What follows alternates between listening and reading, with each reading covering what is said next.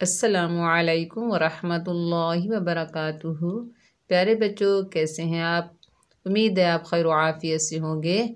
और साबका क्लासेस में जो मैंने आपको मखारिज पढ़ाए हैं, उम्मीद रखती हूँ कि आप अच्छे से याद कर रहे होंगे, पढ़ रहे होंगे, प्रैक्टिस कर रहे होंगे, सीख रहे होंगे। तो इंशाअल्लाह ताला आज की वीडियो में हम मखरिज नंबर 11 सीखेंगे। सबक शुरू करने से पहले मेरी छोटी सी गुजारिश है आपसे, आप अगर मेरे चैनल पर नए हैं तो मेरे चैनल को पहले सब्सक्राइब करें, मेरी वीडियो को लाइक करें, सवाब की नीयत से ज़्यादा शेयर करें। जब भी आप वीडियो प्ले करें सबसे पहले लाइक किया करें ताकि हमें पता चले कि आप हमारी वीडियो को पसंद करते हैं, हमारे चैनल को सपोर्ट करते हैं। और वीडियो को शुरू से लेकर एंड तक वॉच कीजिए। चलिए सबक का आगाज़ ताऊज़ और तस्मीया की तिलावत से करते हैं। अऊज़ु बिल्लाहि मिनश शैतानिर रजीम। बिस्मिल्लाहिर रहमानिर रहीम। लिसानी मखारिज, लिसानी मखारिज।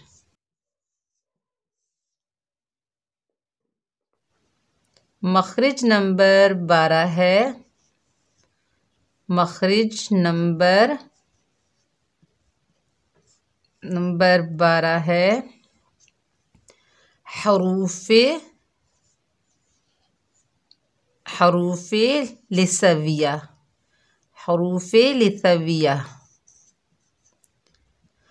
प्यारे बच्चों, हरूफ़े लिसविया 3 हैं।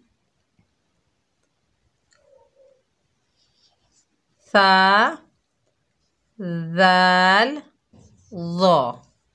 प्यारे बच्चों, हरूफ़े लिसविया कितने हैं? हरूफ़े लिसविया 3 हैं। सा, ज़ाल, ज़ा। प्यारे बच्चों, हरूफ़े लिसविया को नरमी वाले हरूफ कहा जाता है। हरूफ़े लिसविया को कौन से हरूफ कहा जाता है? नरमी वाले हरूफ, क्योंकि इन्हें निहायत ही नरमी से आराम से पढ़ा जाता है।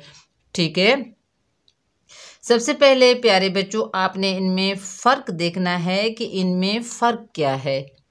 देखिए प्यारे बच्चों, सा, ज़ाल नरमी वाले हरूफ तो हैं। सा, ज़ाल, ज़ा नरमी वाले हरूफ हैं, लेकिन हम इसमें फ़र्क देखेंगे कि इसमें फ़र्क क्या है। देखिए, सा और ज़ाल जो हैं बारीक हरूफ हैं, ज़ा जो है पुर हरूफ है। इनमें फ़र्क क्या है? पुर और बारीक का। ठीक है, ये जो 2 हरूफ हैं ये बारीक हैं और ज़ा जो है पुर है। यानी ये 2 जो हरूफ हैं ये मुरक्कक हैं, ज़ा जो है मुफ़ख़म है। ठीक है, यानी ये हरूफ 2 जो हैं हरूफ इस्तफ़ाल यानी बारीक हैं और ज़ा जो है हरूफ इस्ताला में से है। तो आपने इनमें फ़र्क कैसे करना है? आवाज़ के एतबार से। ठीक है, आप फ़र्क कैसे करेंगे? आवाज़ के एतबार से।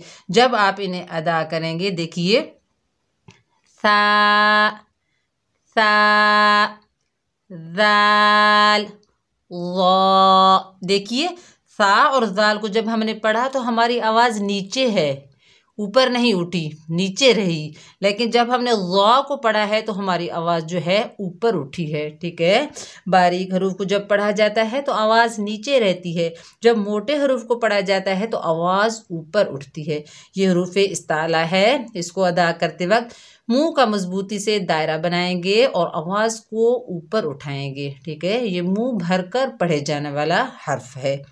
सा, ज़ाल, ज़ा में यही फ़र्क है। ठीक है प्यारे बच्चों, अब आपको इनके फ़र्क का पता चल गया है। अब मैं आपको इनका मखरिज बताती हूँ कि इनका मखरिज क्या है। प्यारे बच्चों, ये है हमारी टंग यानी ज़बान। ठीक है, अरबी में हम लिसान बोलते हैं, उर्दू में हम ज़बान बोलते हैं। ठीक है, इंग्लिश में हम टंग बोलते हैं। देखिए, जब हमारी रासल लिसान यानी ज़बान की नोक, बिल्कुल सामने वाली नोक, जब हमारी रासल लिसान यानी ज़बान की नोक, ये देखिए ये हमारे ऊपर वाले 2 दांत हैं, सामने वाले। ठीक है, जब हमारी ज़बान की नोक सामने वाले दांतों के किनारे से लगेगी, ये वाला किनारे से लगेगी, तो 3 हर्फ अदा होंगे, सा, ज़ाल, ज़ा।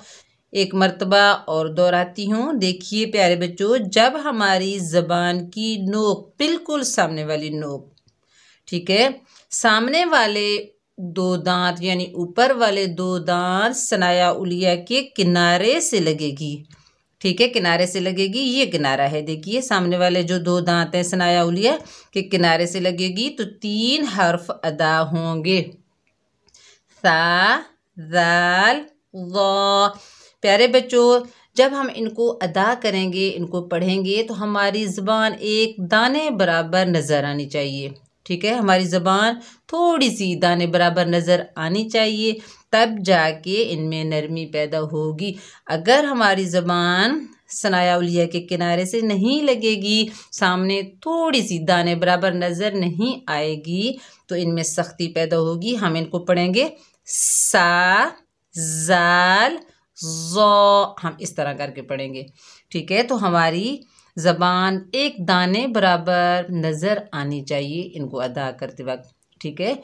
अब आपको इनके फ़र्क का भी पता चल गया, इनके मखरज का भी पता चल गया। अब हम मश्क करते हैं, ठीक है। हमज़ा सा ज़बर अस, हमज़ा सा ज़ेर इस, हमज़ा सा पेश उस, अस, इस, उस। अब हम ज़बर लगाकर पढ़ते हैं, सा ज़बर सा, सा ज़ेर सी, सा पेश सु, सा सी सु। देखिए अब हम ज़ाल की प्रैक्टिस करते हैं, हमज़ा ज़ाल ज़बर अज़, हमज़ा ज़ाल ज़ेर इज़, हमज़ा ज़ाल पेश उज़, अज़, इज़, उज़। आपको समझ आ रही है? बहुत ही नरमी से हम अदा कर रहे हैं।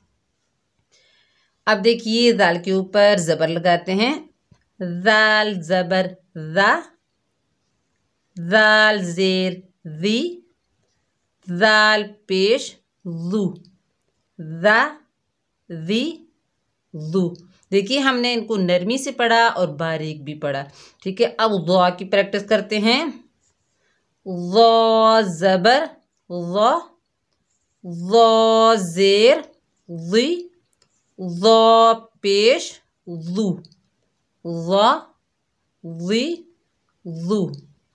अब देखिए कुरान मजीद की मिसाल देती हूँ सा में,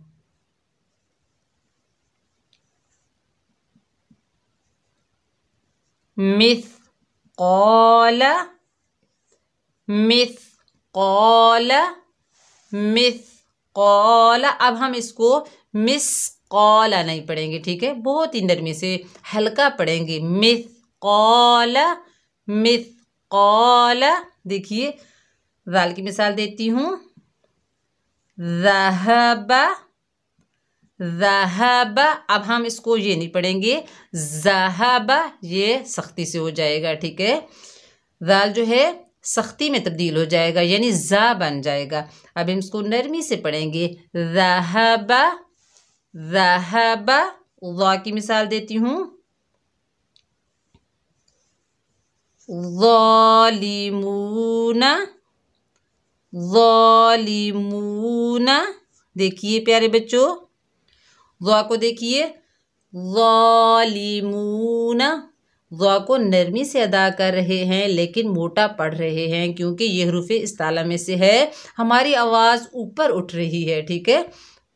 पढ़िए मेरे साथ, पढ़िए, ज़ालिमूना प्यारे बच्चों, उम्मीद है कि आपको मखरज नंबर 12 हरूफ़े लिस्सविया की अच्छे से समझ आ गई होगी और इसके फ़र्क का भी आपको पता चल गया होगा कि इन तीनों में फ़र्क क्या है, यानी पुर और बारीक का फ़र्क है। फिर मैंने आपको इसका मखरज भी बताया कि इसका मखरज क्या है, ठीक है। फिर हमने मशक भी की और आपको अच्छे से पता चल गया होगा सा ज़ाल ज़ा को कैसे प्रोनाउंस करना है, ठीक है, इसको यानी अपने मखरज से कैसे अदा करना है। तो उम्मीद है कि आपको अच्छे से समझ आ गई होगी। इंशाअल्लाह ताला नेक्स्ट वीडियो में हम उन हरूफों का मखरज सीखेंगे जो हमारे होंठों से अदा होते हैं, ठीक है। जो हमारा लिसानी मखारिज का सीरीज़ ख़त्म हो गया है, ठीक है। तो आपने इन्हें बार बार पढ़ना है, अच्छे से प्रैक्टिस करनी है, याद करने हैं, ताकि मखरज जो हैं आपको अच्छे से समझ आ जाए। तो नेक्स्ट वीडियो में मिलते हैं। अपना बहुत सारा ख्याल रखिएगा, दुआओं में याद रखना।